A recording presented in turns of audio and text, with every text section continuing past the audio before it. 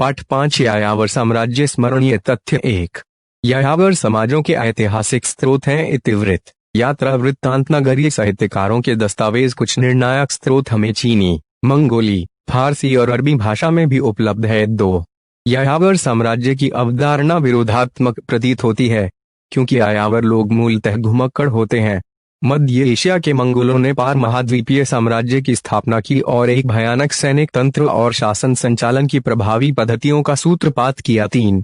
मध्य Asia के steppe प्रदेश में 13वीं शताब्दी के प्रारंभिक दशकों में चंगेज खान ने मंगोलों को संगठित किया। मंगोल विविध जनवरी समुदाय का एक निकाय थे, जिनमें तातार, खित्तान, मौंचू व तुर्की कबीले शामिल थे। ये लोग पशुपालक, शिकारी, संग्राहक थे और कृषि कार्य नहीं करते थे। इन्हें मंगोल कहा गया। नृजातीय और भाषाई संबंधों ने मंगोलों को परस्पर जोड़ रखा था। 4।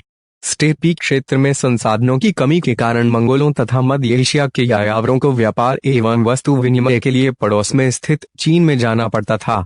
चीनी लोगों को यह शिकार किए गए पशु, घोड़े तथा फरवरी देकर बदले में कृषि उत्पाद तथा लोहे के उपकरण लाते थे। 5। बर्बर शब्द यूनानी भाषा के बार्बरोस शब्द से उत्पन्न हुआ है, जिसका तात्पर्य गैर यूनानी लोगों से है। 6। यायावर कबीले चीन पर बार बार आक्रमण करते थे और नगरों को लूट लेते थे। उनके आक्रमणों से चीन की सुरक्षा के लिए चीनी शासकों ने महान दीवार बनाई। 7।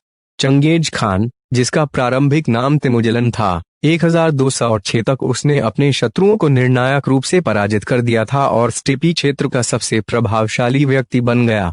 इसीलिए 1206 में कुरिलताई की एक सभा में उसे चंगेज खान, समुद्री खान या सार्वभौम शासक की उपाधि के साथ मंगोलों का महानायक घोषित किया गया। 8। चंगेज खान की सैनिक उपलब्धियां विस्मित कर देने वाली थी। कुशल घुड़सवारी ने उसकी सेना को गति प्रदान की। घोड़े पर सवार होकर तीरंदाजी का कौशल अद्भुत था। घेराबंदी मंत्र और निफ तथा चंबारी औषध अभिमानों के दौरान हल्के चल उपस्करों का उपयोग। चंगेज खान ने मंगोलों को एक सशक्त अनुशासित सैन्य शक्ति के रूप में संगठित किया, जिससे उसके सैन्य अभियानों की सफलता तय हो गई। 9।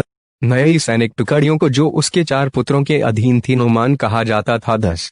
मंगोलियन जनजाति संस्कृति के विकास का 3 चरणों में अध्ययन किया जा सकता है। आई जनजाति कबीलों का आरंभिक काल, तुर्क तथा मंगोल कबीलों का परस्पर संघर्ष। एकीकृत मंगोलियन साम्राज्य का काल। बुधवार धर्म को अपनाना। 11। अपने राज्य के दूर दराज के स्थानों में परस्पर संपर्क रखने के लिए फुर्तीली हरकारा पद्धति अपनाई। अपेक्षित दूरी पर निर्मित चौकियों में स्वस्थ व बलवान घोड़े तथा घुड़सवार संदेशवाहक तैनात थे। इसके लिए मंगोल अपने घोड़े या अन्य पशुओं का 10वां हिस्सा खुद को प्रदान करते थे। 12। चंगेज खान ने नवविजित प्रदेशों का शासन अपने 4 पुत्रों को सौंप दिया। इस प्रकार 4 उलुष्स का गठन हुआ।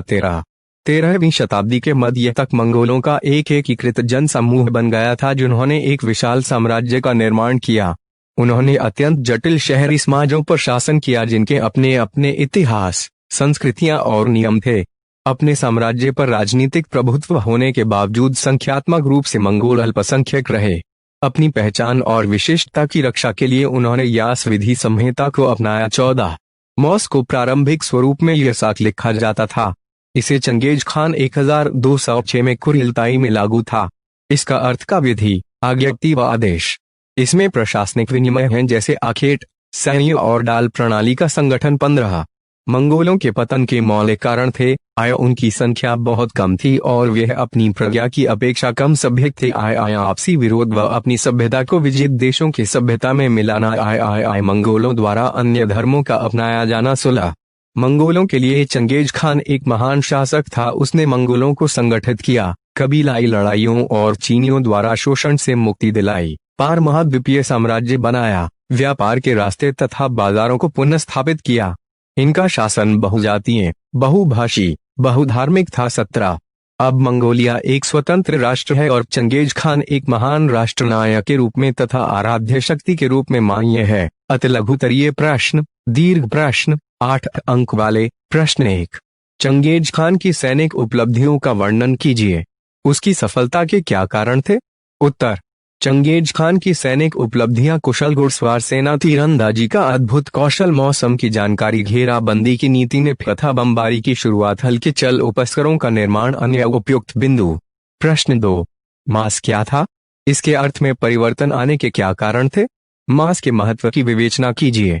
उत्तर देश मास प्रारंभिक स्वरूप में यासाक वेह नियम संहिता जिसे चंगेज खान ने 1206 में कुरिलताई में लागू किया देश अर्थविधि आज्ञाप्ति आदेश देश आखेट सैन्य व डाक प्रणाली के संगठन के विनियम अर्थ में परिवर्तन के कारण देश 13वीं शताब्दी के मध्य तक मंगोलों द्वारा एकीकृत विशाल साम्राज्य का गठन देश उनके द्वारा जटिल शहरी समाजों पर शासन पर संख्यात्मक रूप में अल्पसंख्यक देश अपनी पहचान व विशिष्टता को रक्षा के लिए मास के पवित्र नियम के आविष्कार का दावा देश मास को अपने पूर्वज चंगेज खान की विधि संहिता कहकर प्रजा पर लागू करवाया देश मास में समान आस्था रखने वाले मंगोलों को नियुक्त किया देश चंगेज व उसके वंशज की मंगोलों से निकलता स्वीकृत देशमास से वंशजों की कबलाई पहचान बरकरार देश पराजित लोगों पर नियम लागू करने का आत्मविश्वास देशमास चंगेज खान की कल्पना शक्ति से प्रेरित था व विश्वव्यापी मंगोल राज्य की संरचना में सहायक था। प्रश्न 3 मंगोल साम्राज्य के पतन के कारणों का वर्णन कीजिए। उत्तर मंगोल साम्राज्य का पतन मंगोलों के पतन के मौलिक कारण थे देश उनकी संख्या बहुत कम थी वे अपनी प्रजा की अपेक्षा कम सभ्य थे आपसी विरोध व अपनी सभ्यता को विजित देशों की सभ्यता में मिलाना देश मंगोलों द्वारा अन्य धर्मों का अपनाया जाना। प्रश्न 4 चंगेज खान कौन था? चंगेज खान और मंगोलों का विश्व इतिहास में क्या स्थान है? मूल्यांकन कीजिए। 24 चंगेज खान का जन्म 1162 मंगोलिया प्रारंभिक नाम तेमुजिन 1206 में शक्तिशाली जम्मू का और निमन लोगों को निर्णायक रूप से पराजित करने के बाद तेमुजिन स्पेपी क्षेत्र की राजनीति में सबसे प्रभावशाली व्यक्ति के रूप में उभरा। उसने चंगेज खान समुद्री खान या सार्वभौम शासक को उपाधि धारण की और मंगोलों का महानायक घोषित किया गया। चंगेज खान और मंगोलों का विश्व इतिहास में स्थान मंगोलों के लिए चंगेज खान एक महान शासक था।